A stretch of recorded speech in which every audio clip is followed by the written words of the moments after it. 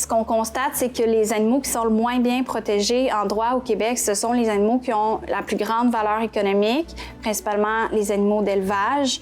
Donc, ce ne serait pas nécessairement la sensibilité qui vient déterminer les protections auxquelles ils ont droit, mais plutôt l'intérêt qu'on a à les utiliser.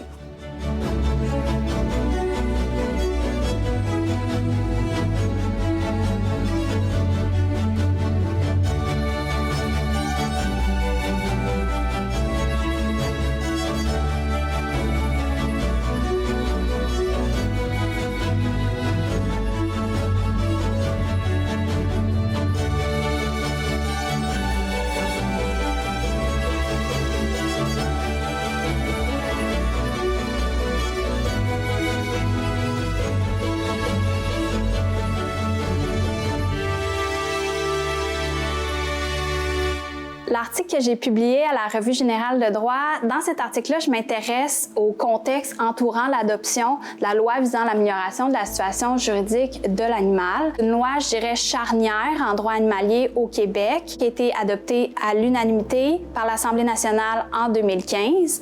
Et en fait, je me questionnais à savoir pourquoi les animaux domestiques, donc les animaux d'élevage, les animaux de compagnie, étaient protégés différemment, surtout dans un contexte où la loi prévoyait que tous les animaux étaient désormais des êtres doués de sensibilité ayant des impératifs biologiques.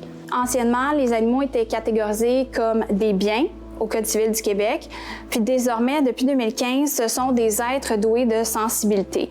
Le législateur nous dit clairement que les animaux ne sont plus des biens, mais ne vient pas non plus les qualifier de personnes. Donc, ce serait une nouvelle catégorie un peu entre les deux. Et le deuxième changement majeur que vient faire la loi, c'est qu'elle vient édicter une nouvelle loi, la loi sur le bien-être et la sécurité de l'animal, qui est une loi pénale réglementaire qui est plus complète, plus stricte, qui vient mieux protéger les animaux domestiques. La loi sur le bien-être et la sécurité de l'animal en tant que telle s'applique à tous les animaux domestiques, autant par exemple le chat, le chien et le lapin que la poule, le cochon ou la vache. Donc autant des animaux qu'on considère comme étant des animaux de compagnie que des animaux qu'on considère comme étant des animaux d'élevage. Et la loi vient prévoir deux dispositions principales, les articles 5 et 6 pour protéger les animaux. L'article 5 prévoit une obligation de soins pour tout propriétaire ou gardien d'un animal. Et l'article 6 vient prohiber, interdire pour toute personne de faire en sorte qu'un animal soit en détresse. Cependant, le X, c'est que l'article suivant, l'article 7, vient créer une exception, une exemption pour les activités agricoles.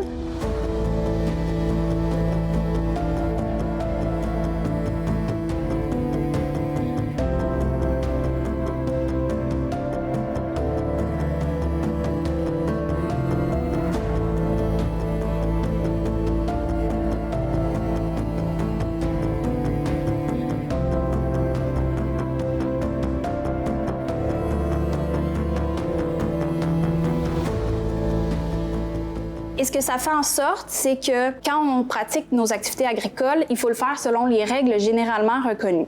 Et ces règles généralement reconnues-là, actuellement, prévoient des traitements, par exemple la codectomie ou la castration, qui, sans l'exception, contreviendraient à la loi sur le bien-être et la sécurité de l'animal. À la maison, ce serait totalement interdit par l'article 5 ou l'article 6 de la loi sur le bien-être et la sécurité de l'animal.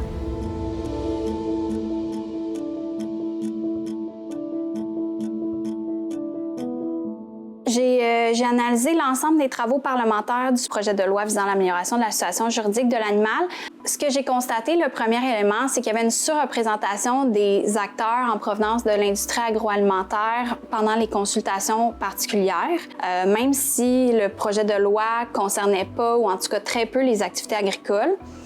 Deuxième élément, deuxième constat, c'est que les groupes, pendant les consultations particulières, mettaient beaucoup de l'avant des préoccupations qui étaient pas nécessairement en lien direct avec le bien-être et la sécurité de l'animal. Troisième élément que j'ai constaté, c'est que le gouvernement également, en fait, avait des préoccupations autres. Donc, il était beaucoup question d'améliorer la réputation du Québec, l'image du Québec, autant à l'interne qu'à l'international.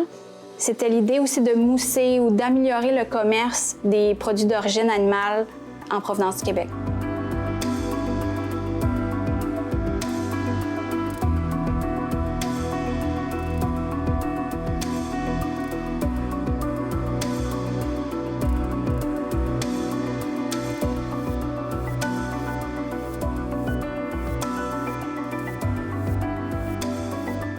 Puis, le dernier élément que j'ai constaté, c'est que pendant la période des débats parlementaires où là, il y a des amendements qui sont possibles à la loi, il y a eu très peu d'amendements qui ont été proposés et puis adoptés pour réellement améliorer le bien-être et la sécurité de l'animal.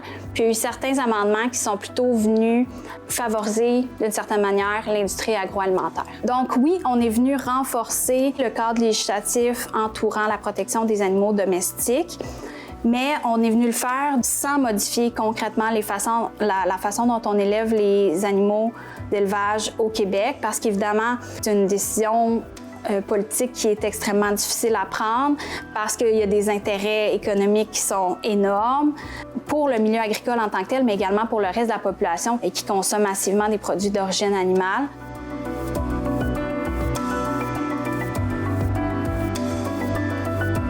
Donc, renforcer la protection juridique des animaux d'élevage, c'est un enjeu extrêmement complexe. Donc, il n'y a pas de solution magique, mais il y a plusieurs éléments qui me viennent en tête. Le premier, évidemment, pour moi, c'est la demande. Le fait que les gens consomment massivement des produits d'origine animale et qui cherchent aussi à se les procurer à bas prix. Ça motive évidemment la façon dont on produit les animaux, la façon dont on les transporte, la façon dont on les abat.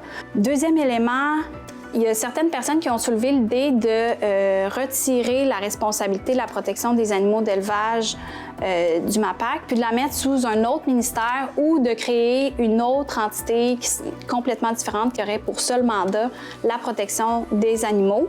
Le mandat premier du MAPAC, c'est de mettre de l'avant le secteur bioalimentaire. Et donc, ça vient souvent avec l'idée, par exemple, de réduire les coûts en agriculture, ce qui, très souvent, vient avec le fait de possiblement entraîner un moins bon traitement des animaux d'élevage. Troisième élément, ce serait l'idée de prévoir un cadre réglementaire qui serait beaucoup plus strict, ou en tout cas plus clair pour les animaux d'élevage. Dans tous les cas, pour moi, ça prend une réelle volonté politique, puis aussi un travail de concertation avec l'ensemble des acteurs du milieu agroalimentaire. Premièrement, évidemment, les producteurs agricoles, mais aussi les scientifiques, les experts en bien-être animal, les vétérinaires, les consommateurs aussi, les détaillants. Mais le plus important pour moi, comme je le souligne dans l'article, c'est vraiment de mettre la sentience, la sensibilité animale qui est désormais reconnue au Code civil du Québec, de la mettre au cœur de la prise de décision.